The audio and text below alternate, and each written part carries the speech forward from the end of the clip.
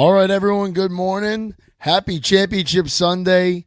We got the Sunny Days Media Football Show kind of in conjunction here with Sunny Days in Detroit. We did a preview show the other night, but it's the morning of the game. We want to get a little more out, and we got to talk some AFC. We got Pat here from the Sunny Days in Detroit show, and as you all know, we got Vicino. Missing a couple guys, but we'll make do today. First game, 3 o'clock in Baltimore. The Chiefs fly in to play the Ravens. And after that, 6:30, our Detroit Lions are going to San Francisco to play the 49ers, the 1 seed in the NFC. Just a quick shout out today. The hat finally came in. It's from Notorious Detroit. They make a lot of good Lions, and I don't know if they've got Tiger stuff, but they've got Lion stuff up there. Follow them on Twitter and Instagram. They made the hat. I survived the drought, obviously in relation to our 32-year playoff win drought. Boys, how are we feeling today? We finally made it. I feel fucking great. If you told me this halfway through the season, would have told you like you were, practicing some wishful thinking, because this thing, like, we still had a lot to learn, a lot to do, and a young team with not a lot of playoff experience, like a lot stacked against you in that regard. So just to see them in this spot and kind of putting so many narratives behind them in one season, whether it's Jared Goff, whether it's Dan Campbell, whether it's the team as a whole, it's just been an incredible season. I fully expect them to compete and win today, but whatever happens, this season was fucking fantastic. I think on the AFC side, this is probably the matchup 90% of football fans expected. The Ravens, perennial playoff team. The knock on Lamar was always his playoff record, and looks like he's wasting no time getting rid of that, and getting rid of that mantra, that whatever you want to call that stigma that comes with Baltimore. And the Chiefs, right? Defending champs. Obviously not their best regular season they've ever had, but it's kind of hard to argue against them for being in this spot, right? They play the coldest game in playoff, or whatever it was, second, third coldest game in playoff history. They basically wiped their ass with the Dolphins. And then last week, they beat a hot Texans. Oh, no. Baltimore beat the Texans. Who did? Oh, the Chiefs knocked off the Bills, who were another Super Bowl hopeful. So from the AFC standpoint, kind of what we expected. I think a lot of Jet fans probably thought maybe the Jets would be in this position, but as we all know, Rodgers goes down. Vicino's favorite general manager, Joe Douglas, does absolutely nothing, sticks a finger up his ass, and no playoffs there. And on the NFC side, Pat, absolutely. I think that if you ask most football fans, did they expect San Francisco to be here? Absolutely, right? They were here last year. They've been in the championship game, 4 out of the last 5 years. So that's expected. But our Detroit Lions, for the first time since 1991 season, the year was 92, being in the NFC Championship, what a feeling. You can't even put it into words. You truly can't. You can't. It's a vibe. We'll start. Johnny Guzzo here. Johnny Guzzo, come on, you Lions. Yeah. Johnny Guzzo ain't lying. Vicino. It almost infuriates me watching just seeing the 4 teams that made it, because you knew that they were going to make it. There's a few teams, maybe the Bills, but what do these 4 teams have in common? They all have great offensive lines. Stevie Mack coming in. Oh, that's Draco. Draco's excited for the game today.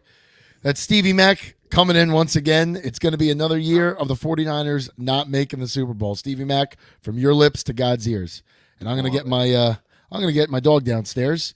Vicino, start us off with the AFC game. Yeah, it's 2 teams with good offensive lines. The Ravens' offensive line gets a little bit of a boost because Lamar is just so unpredictable. So, you can't go downfield. You got to go east-west on the Ravens more than you want to. So I think that, it's all about leverage with that team. And if they can move the ball down the field methodically, I don't really think the Chiefs have much of a chance. I think that I watched every Chief game this year. I was one of those suckers that drafted Kelsey, and then I went for Mahomes in the second round.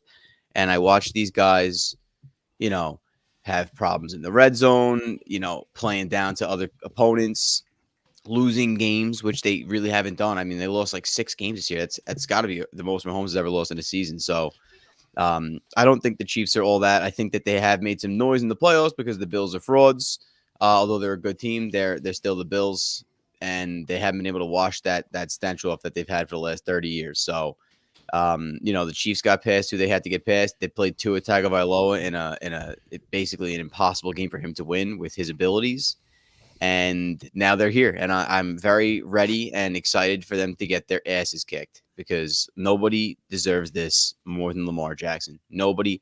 And I mean, all right, the Lions fans probably deserve to get to the Super Bowl as much as Lamar Jackson does, but the amount of work and effort and slander the guy's gotten over the last few years, like when you have a great player, what's the only thing you can knock him for? Because that's what you will knock him for. There you go, his playoff record. Get that out of the way, win your second MVP.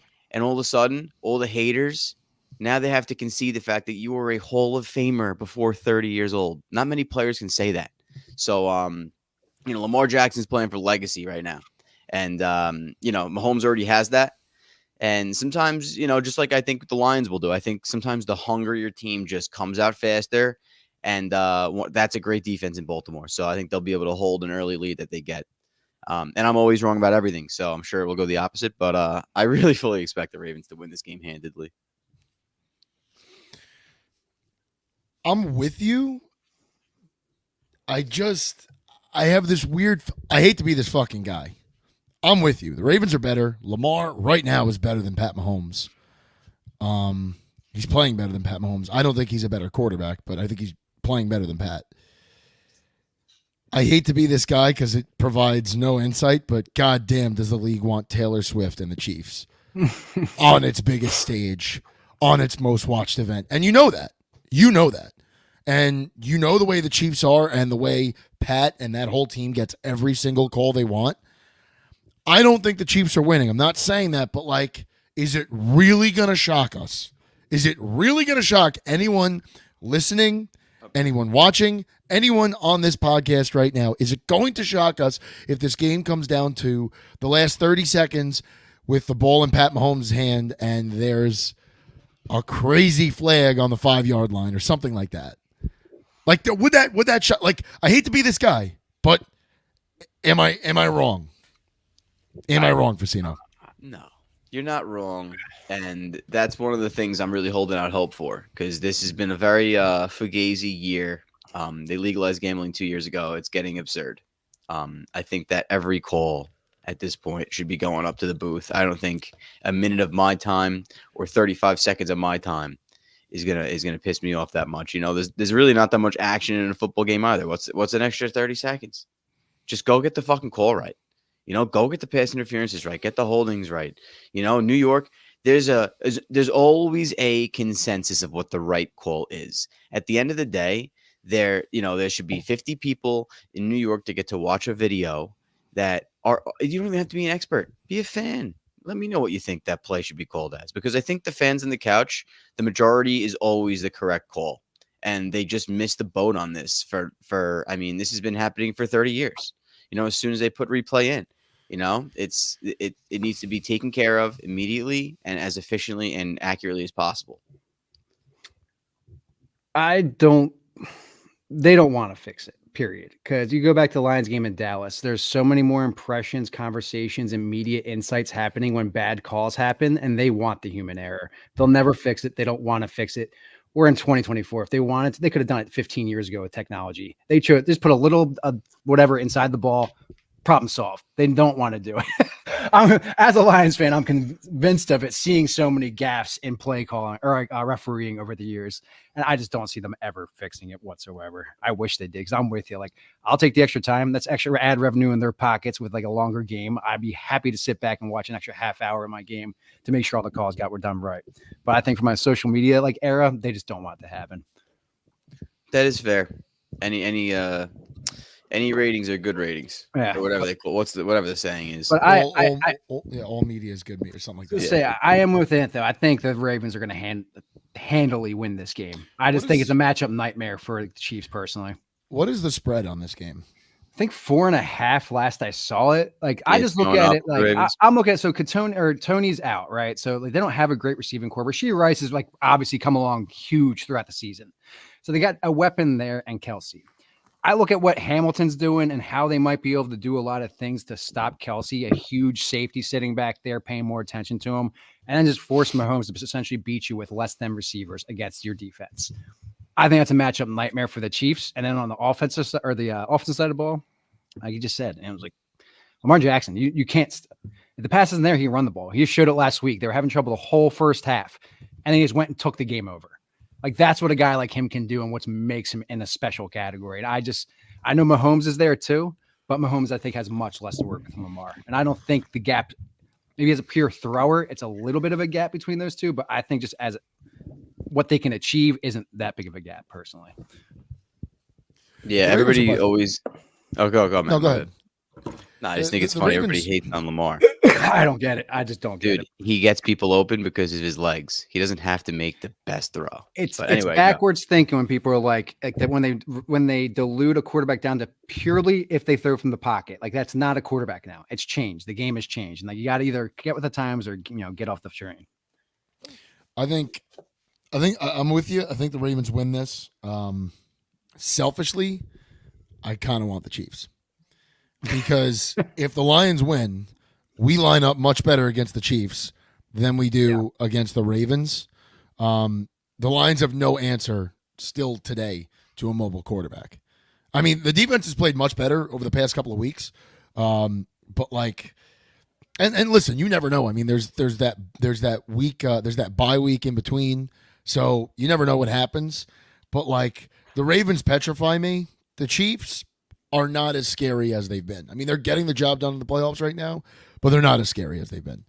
But ultimately, I don't even think any of that matters because I do think the Ravens will win. It just wouldn't shock me if we're like staring at our TV and it's like 30 to 27 with, 18 seconds left. And at the end of the day, the weather will play into their favor. It's a rainy day here out on the East Coast. So it's and that kind of weather, that kind of environment. That helps Baltimore big time. I think both teams like benefit a little bit from it. So it's like more mistakes can happen essentially. So with a guy that does run like Lamar, you might open up the category of him fumbling the ball. So like there are things that could go against them because of the weather. So it's good. I think you're right though.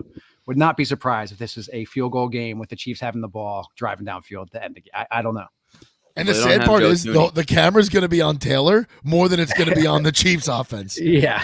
Willie Gay's not playing. So they don't have their spy and they don't have their best lineman, which is tough. I mean, if you take Ragnow off the Lions, I'm not picking the Lions to win this game. No. Right? That's banged up right now too. But you know what? He's going to take some Toradol and he's going to be all right today. That's what we're going to fucking do. That's what we do. It's a championship game. But, if the guy can't play, then obviously he's hurt. So Tooney's out. And Justin Madubuike, the most underrated player in the NFL, is going to be lining up right across from him the entire game. And whoever that backup is better be ready to go because you're playing in Baltimore. You're going to be on a silent count the entire game. And Justin Madubuike is coming after you. Not only for a Super Bowl or a chance to get to the Super Bowl, but he is also looking to get paid, which is an even bigger reason for Justin Madubuike to want to have a big game. So that's a problem. And then if you lose your spy, like who is going to spy Lamar? I'm not sure. And that we'll see what happens when the game starts. But probably Bolton. Bolton, like he's a pretty good pass rusher and he finds his moments and he's a good linebacker. But you're also gonna, if you spy him, you're kind of taking your best middle of the field guy out of the fucking deep. I don't know. It's a good question. Yeah, it's interesting. It is an interesting. We'll see. I mean, I don't know who Steve Spagnuolo. If I'm gonna put give anybody some credit for thinking of random shit and making it happen, that guy has some of the best defensive schemes I've seen. He was able to do it with the Giants. He's doing it with the Chiefs. The guy was a head coach. He's such a good DC. He just he's one of those guys that was able to admit the fact that I am a really, really good DC. Let me go link up with a really good offensive-minded head coach, and it's been working out for the guy like very well as of late. So we'll see what he draws up. But I mean, are they 3:00 or 6:30? What time are they playing? They're 3. 3. So Yeah. you guys are the 6:30. It's the worst, and you got to wait, right? Yeah, I think I'd rather play at 3:00. That was a good time to play last week. I had thought that they were playing at 6:30 because it was West Coast, but apparently no. Apparently they alternate every other year. Yes. AFC is. I did not know that. I thought that Yes. they had done it based on East Coast, West Coast. When the Jaguars made it to the championship game, we were out, everybody was happy. I gave every my fucking friends a Jaguars jersey. Everybody had a jersey watching the game, and the one shitty part about playing at 3, if they lose, there's no way in hell you're watching the next game. So you only get to watch one game.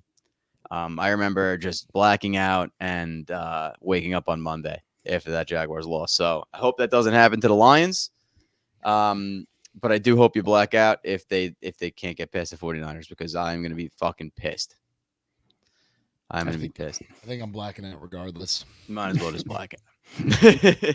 I think I'm blacking out regardless. So, all right. So what do you think's the keys to the game in this 49er Lions game? Because this is why we're here. Well, we had it. We spoke a little bit about it Thursday night. I guess Pat, here you want to start? Yeah, I mean, I think one of the things we pointed out is like this is like you can't get off to a slow start.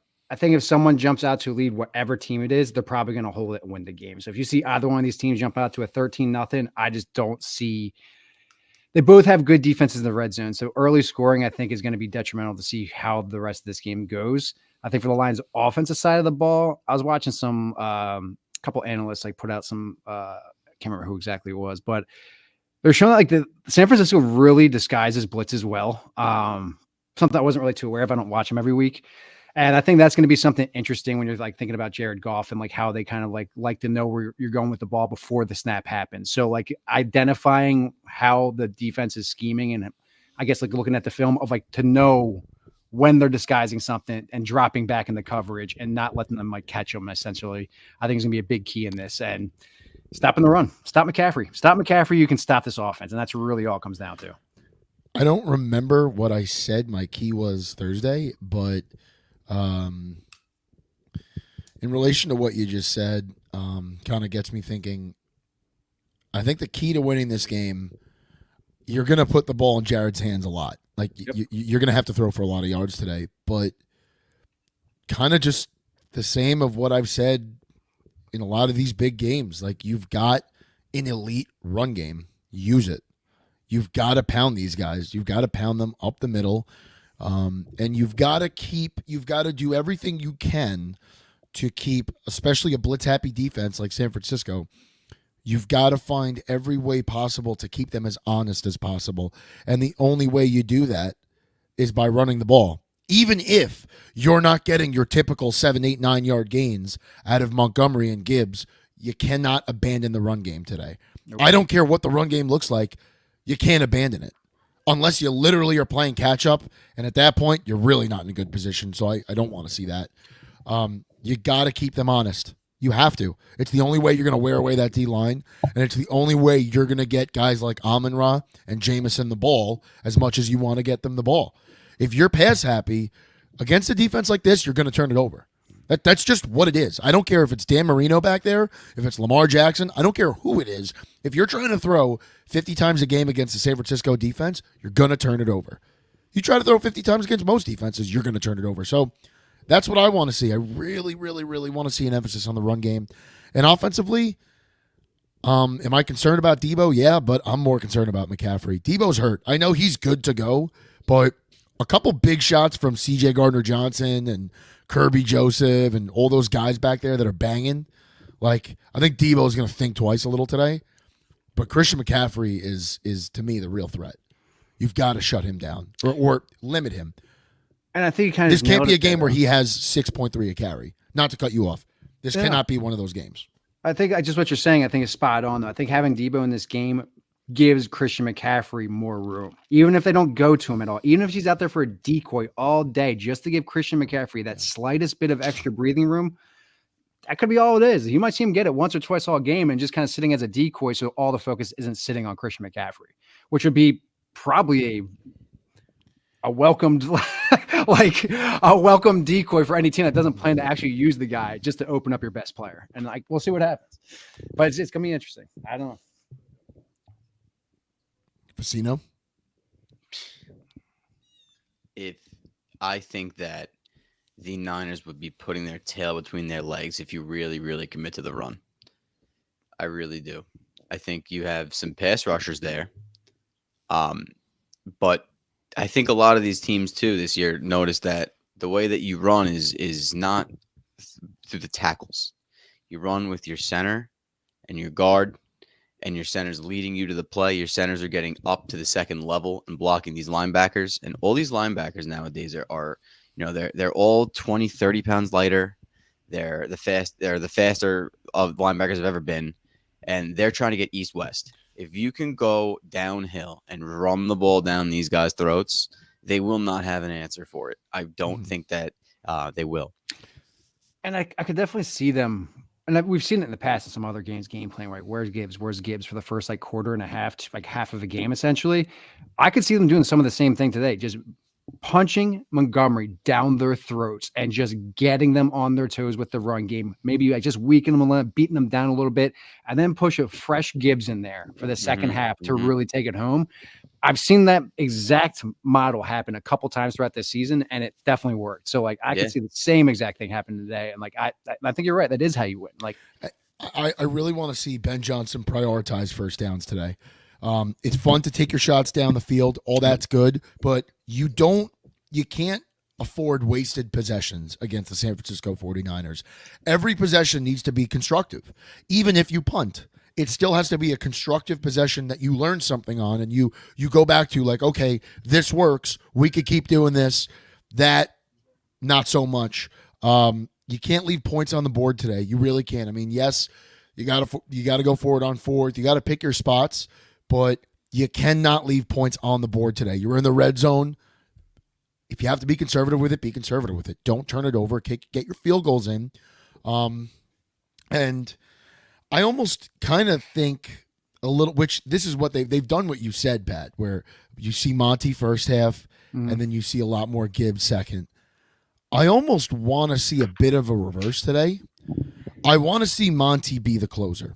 Now, we've seen that a couple of times this year in a couple of games. I think we saw it. Did we see it against the Raiders? I think we saw it against the Raiders. I want to see Monty kind of be a closer today. You give him his touches early, yes.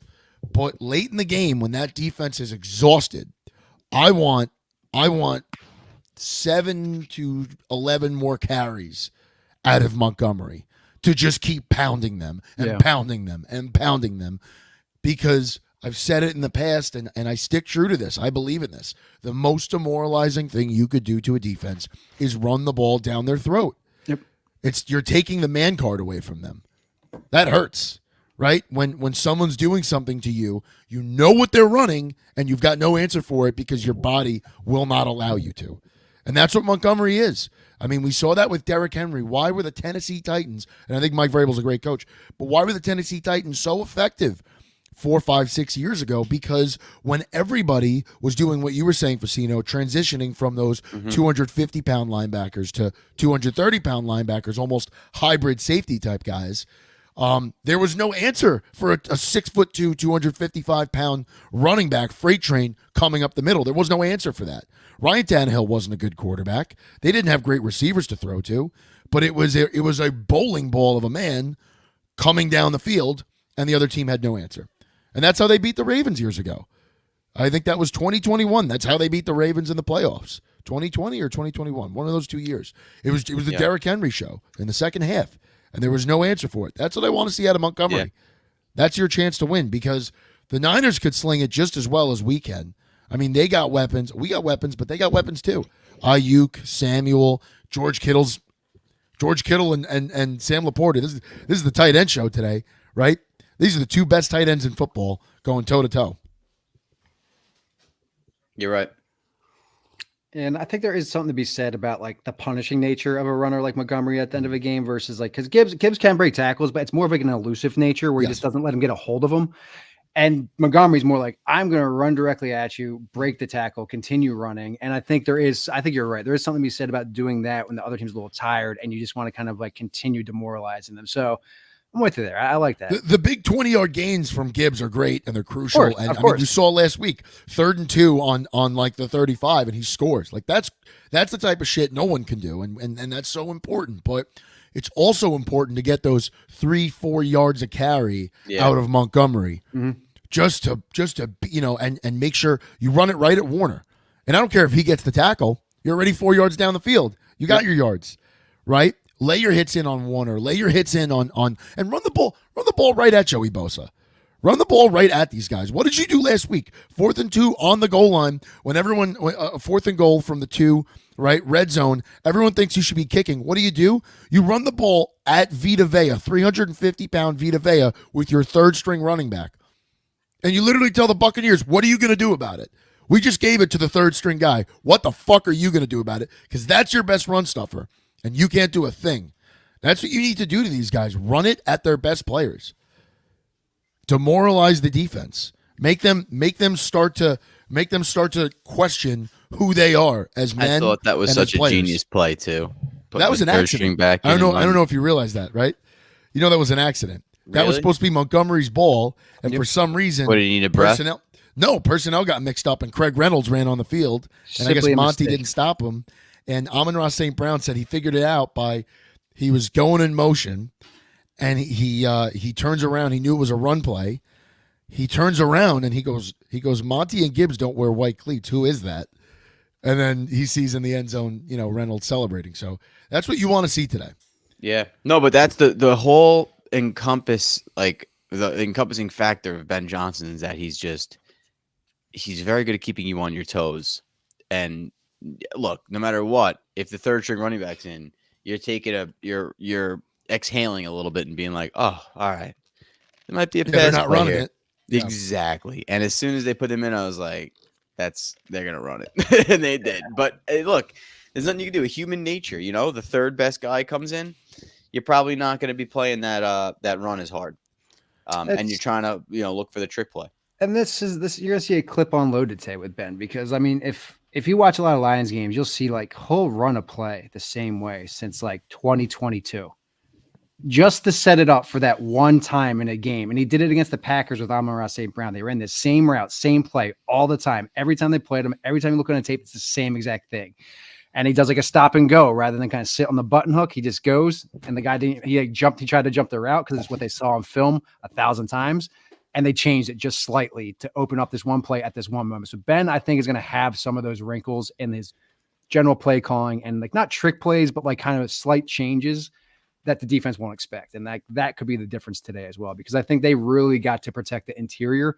Injured Frank, left guard down. Their best pass rush comes from the middle lately. And that is something that shouldn't be overstated, because you get up the middle against like Goff, who's like not like a huge get out of the pocket kind of guy, that could spell trouble. Mm-hmm. But that's the emphasis on the run game. You've got to keep that defense honest. You've got to do that. Shout out to Captain Alfaro at my firehouse. He's on Detroit money line today, so hopefully we all make some money. Yeah, that's what you got to do at the end of the day. If you love it, you got to take it. How many guys did you convince that the Lions are going to win this fucking game, Matt? Because you got me. Everybody in your life is rooting for the Lions. I hope you know that. Yes. Yeah, I was at the grocery store. I live outside Philly. I was at the grocery store, and I was getting a lot like, let's go Lions. And I was like, all right, let's go. Nah, Patrick, this guy was wearing Lions hats in high school. Nobody understood why. Now we're fucking getting it. Hey, same here, man. I got a picture of let me see if I can find it. I think my mom sent it to me the other day. It's like in 2nd grade wearing the in a Barry Sanders jersey in 2nd grade. Was, yep. Yeah. Yeah, we'll see, man. This is definitely going to be a really good championship Sunday. I think. There we go. Yeah. Little Pat. That's awesome. My Barry jersey. That's waiting awesome. A long time for this. Do you still have that? That jersey? Yeah. No, I don't. I wish I did. You should. That was one of the old school ones. I don't think it wasn't definitely wasn't authentic. That would have been cool to hand down to the boys. Oh, it would have been so cool. Yeah, this is going to be a really good championship Sunday. I mean, it's been. I don't remember last year's championship Sunday. Was that Chiefs Bills? And yeah, I think it was Bills, right? Did you see Chiefs Bills and Niners Eagles? Did you see the Josh Allen like curse thing? Kind of speaking to like the so every one that's eliminated Josh Allen in the playoffs lost the next game, whether it be the Super Bowl, the NFC champion or AFC championship, whatever it was, since 2019. You beat Josh Allen, you lose next game. So if you're a little bit of you kind of getting that kind of headspace in betting, take the Ravens all day today. Were the Bills not? Then the Bills couldn't have been in the AFC championship. It was the Bengals last year. Remember, the Bengals beat the Bills in that snowstorm, and then the Chiefs went to beat Bengals. Yep. And then before that, they lost in the AFC Championship to the Kansas City Chiefs, and the Chiefs lost the Super Bowl. So like it goes back to like 29 since like they've been making the playoffs with Josh Allen. It's like it's crazy. It's going to be an interesting offseason in Buffalo. I mean, we're not doing offseason stuff now, but there's a lot of questions there. A lot of questions. And the quarterback's got like a $50 million cap hit now too. So the building of the roster is coming to an end in Buffalo. Hopefully they. But Dez Bryant, I don't know if you guys saw Dez Bryant's tweet, and it was Josh Allen not seeing, I think, Diggs like open in the end zone, and he like dumps it off to someone else, and Dez Bryant's like, this is why Diggs and who's the other guy, Gabriel need to request a trade. Like, I'm sorry, man, but if you've watched a season of Buffalo and you're telling me number 17 is the problem there. He's not. You're out of your fucking skull. The guy put up like 40 touchdowns this year. Like he's putting a team on his back. Like he's got his flaws. He's definitely got his flaws. Cook's dropping a lot of passes this season, and like not running the right routes. Gabriel dropped a huge pass in the last game that would have put him on like the 10-yard line with like a minute and a half to go. Dropped it. Like Josh Allen has his own mistakes. He's a gunner. He has interceptions. He has turnovers, but he also puts a game on his back and runs a 50-yard touchdown off the middle. He's a guy that can do stuff similar to Lamar, a little more, I think, turnover he's a little more careless. Lamar, he's a lot more careless than Lamar. But like that's the trade. But you get such talent and such big plays out of him that you can afford. It's kind of like Stafford. You can afford some of those turnovers because of what they can do, like just overall. And I don't put the blame on him, but with a $50 million cap hit, and having to kind of do like a retool rebuild, it's going to go one or two ways. It's either they hit on a lot of draft picks and it works, or they're going to probably not be great for a couple of years. I don't think they should fire him. I think they have a good head coach, but it's the league. I think for the last 5 years, he's actually just been unlucky. Like the defense is not helping him ever. Mm-hmm. Like the games he wins, he's winning because he's scoring 40 points. Yeah. But now, I mean, now that they really can't build a roster with money, I would like to see how they build this roster.